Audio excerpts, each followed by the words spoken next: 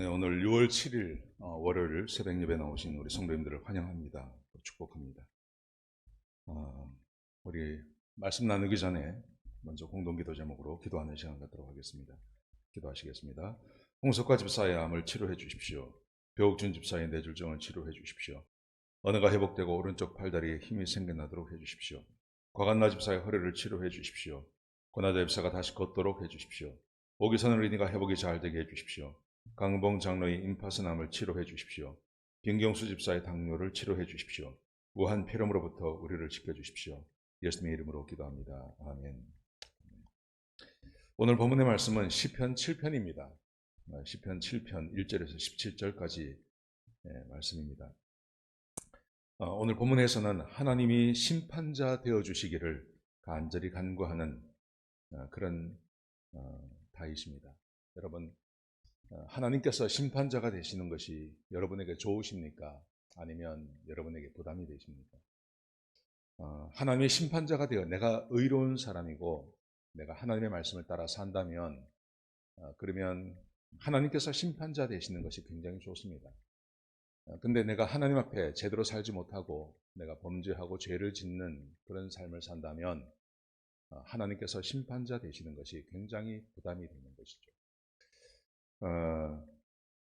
오늘 다윗이 하나님 앞에 서서 자기의 심판자가 되어달라고 그렇게 고백합니다. 왜 그렇게 말을 하는지 한번 보시기 바랍니다. 1절에 보시면 이 말씀이 이 시편이 시작될 때 이렇게 기록되어 있습니다. 다윗의 시가욘이라는 말은 노래 혹은 찬송 이런 뜻입니다.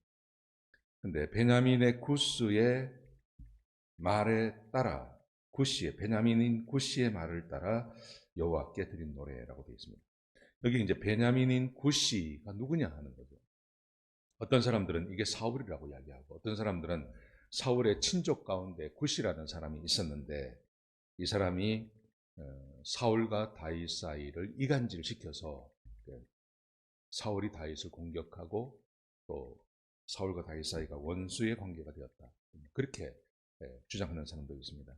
하여튼 이 베냐민인 식가의 말을 따라 다윗이 사울과의 관계에서 도망자가 되고 또 왕의 원수가 되고 하는 그런 상황에서 아마 이 시를 썼다고 볼 수 있겠습니다. 다윗이 굉장히 수세에 몰린 그런 상황이죠. 자, 그런 상황에서 다윗은 뭘 찬양하냐 하면 이렇게 말합니다. 자, 1절을 보십시오. 하나님, 내가 죽게 피합니다. 나를 쫓는 사람들에게서 나를 구원하소서. 다윗이 도망을 가는 상황이죠. 그런데 이렇게 말합니다. 하나님께서 나를 구원해 주지 아니하시면 내가 그들에게 찢길 것이고 뜯겨질 것입니다. 그들은 사자처럼 나를 공격할 것입니다. 그래서 하나님께 이렇게 말합니다. 하나님, 내가 죄가 있거나 혹은 화친한 자를에게 내가 악으로 갚았거나 혹은 대적의 것을 까닭없이 빼앗은 것이 있다면 원수가 나를 짓밟게 하시고 내 영광을 먼지 속에 살게 하소서. 내가 비천한 존재가 되게 해주십시오. 내가 하나님 앞에 죄를 지었거나 내가 화친한 나의 친구의 것을 내가 빼앗은 적이 있다면 하나님 나를 구원하지 마십시오. 이렇게 말합니다. 여러분 이게 다윗의 하나님을 잘 아는 다윗의 고백입니다.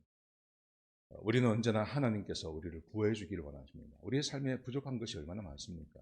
그래서 항상 우리는 하나님께 도움을 요청하고 하나님께서 우리를 구원해 주시기를 그렇게 우리는 원하고 있습니다. 여러분 그런데 지금 다윗이 뭐라고 말을 하냐 하면 하나님 만약 그런데 하나님께서 나를 구원해 주시지만 내 안에 죄가 있다거나 내 안에 범죄가 있으면 하나님 나를 구원하지 마십시오. 하나님 앞에 그렇게 기도합니다. 여러분 하나님께서 우리의 기도에 응답하셔야 할 이유가 뭡니까? 그 이유가 어디 있습니까? 물론 우리가 하나님의 자녀이기 때문에 하나님께서 우리의 기도에 응답하십니다. 여러분 그런데 하나님께서 일하시는 방식 그리고 하나님은 의로우신 분입니다. 하나님은 의로우신 분이기 때문에 우리를 구원하시기 위해서 자기의 아들을 죽이기까지 하나님의 그 의로우심을 드러내셨습니다.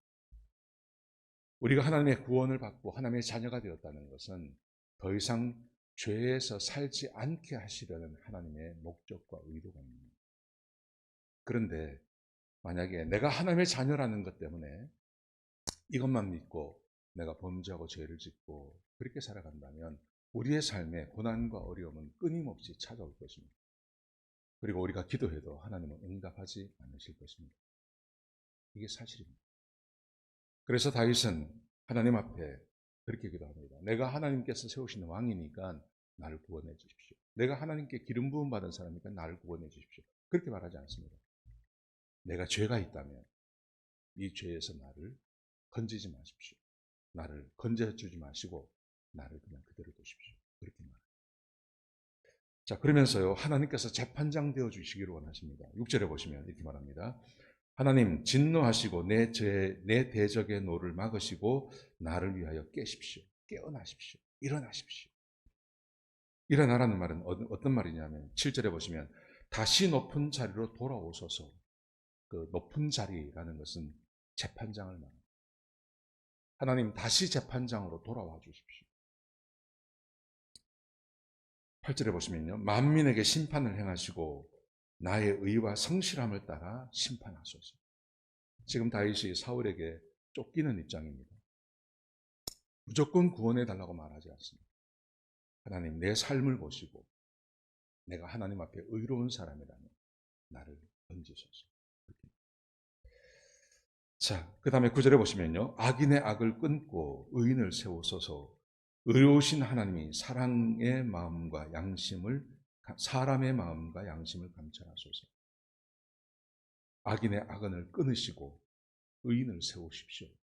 선과 악인을 구분하십시오. 하나님 사울과 나 사이에 누가 악인이고 누가 선인입니까?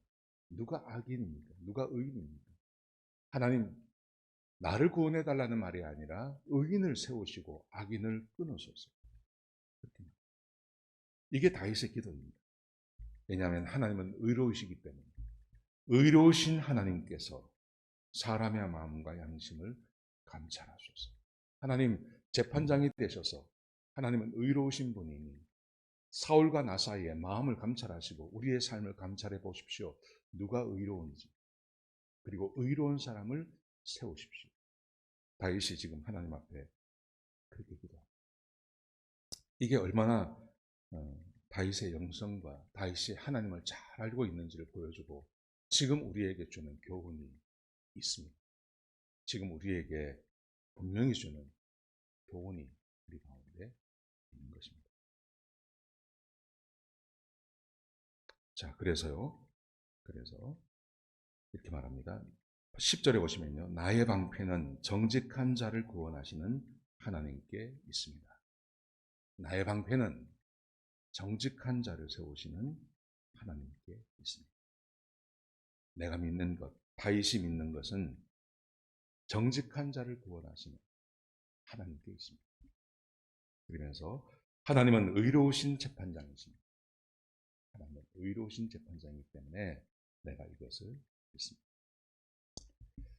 사랑하시는 성도 여러분, 다윗의 인생 가운데 그가 후기에 말기에 가서는 범죄하고 죄를 짓고 고난을 많이 당합니다. 여러분 그렇지만 그의 삶에 얼마나 많은 하나님의 은혜가 있었습니다. 그런데 그 모든 하나님의 은혜의 비밀이 어디 있을까요? 그 모든 하나님의 은혜의 비밀은 딱 한 군데 있습니다.